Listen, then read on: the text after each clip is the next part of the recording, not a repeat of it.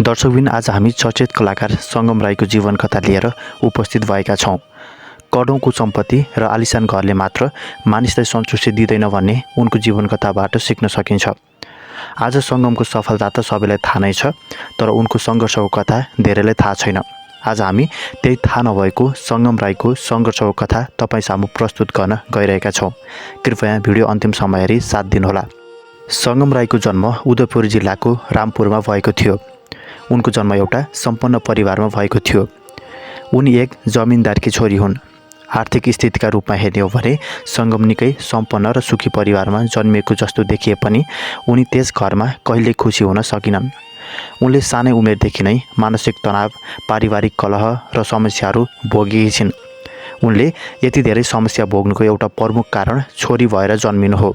सङ्गमको बुबा छोरी नजन्मियोस् भन्ने चाहन्थे, तर छोरा जन्मिन्छ कि छोरी जन्मिन्छ भन्ने कुरा कसैको हातमा हुँदैन।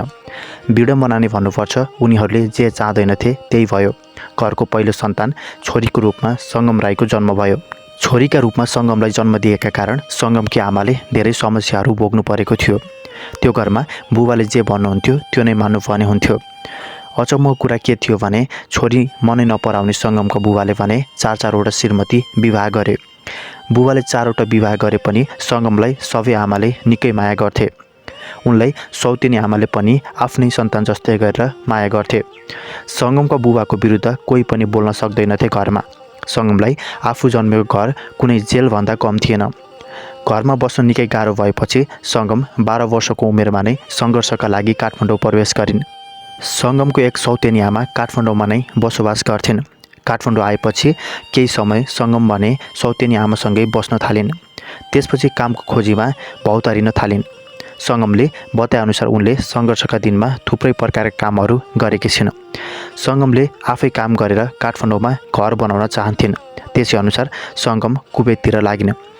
कुवेतमा केही समय काम गरेपछि सङ्गमले कलाकारिता क्षेत्रमा पाइला राखिन्। सङ्गम सानैदेखि हिरोइन बन्ने चाहन्थिन्। जब उनले आफ्नो सपना पछ्याउने निर्णय गरिन् तब उनले एकपछि अर्को अवसर पाउन थालिन्। कलाकारितामा बिस्तारै सफल हुन थालेपछि उनको फोटो पत्रिकाहरूमा आउन थाल्यो। छोरीको फोटो पत्रपत्रिका र टेलिभिजनमा देख्न थालेपछि सङ्गमका बुबाले छोरीको सफलताको बारेमा थाहा पाउन थाले। सङ्गमका बुबाले अस्पतालको बेडमा हुँदै गर्दा छोरीलाई निकै सम्झन्थे अरे। उनी जति बेला पनि छोरीको नाम लिन्थे अरे। घर छोडेपछि सङ्गम बुबाको नजिक कहिले बस्न पाइनन्। परिस्थितिले हो या नियतिले उनी बुबाबाट टाढा रहिन्।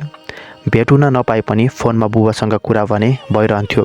कार्यक्रमको लागि मलेसिया पुगेको बेला बुबासँग उनी अन्तिम पटक बोलेकी थिइन्। उनको बुबासँगको अन्तिम पटक भेट्ने सपना अधुरै रह्यो। आजभन्दा 17 वर्ष अगाडि कलाकारिता क्षेत्रमा प्रवेश गरेकी सङ्गम राई अहिले कान्छी सिरियलबाट निकै नै चर्चामा छिन्। कान्छीमा उनले सागरको श्रीमतीको भूमिका पनि निर्वाह गरेकी थिइन्। अहिले सङ्गमको परिवारमा 3 भाइ, 1 बहिनी र 4वटी आमा छन्। सबै आमाहरू मिलेर बस्नुभएको छ। सङ्गमले काठमाडौँमा घर बनाउने सपना पनि पुरा गरेकी छिन्। सङ्गम राईको कहानीले यदि हामीमा दृढ इच्छाशक्ति, मनोबल छ भने जुनसुकै काममा पनि सफलता पाउन सकिन्छ भन्ने कुरा सिकाउँछ। तपाईँलाई सङ्गम राईको अभिनय कस्तो लाग्छ? तपाईँलाई सबैभन्दा मनपर्ने टेलिसिरियल कुन हो?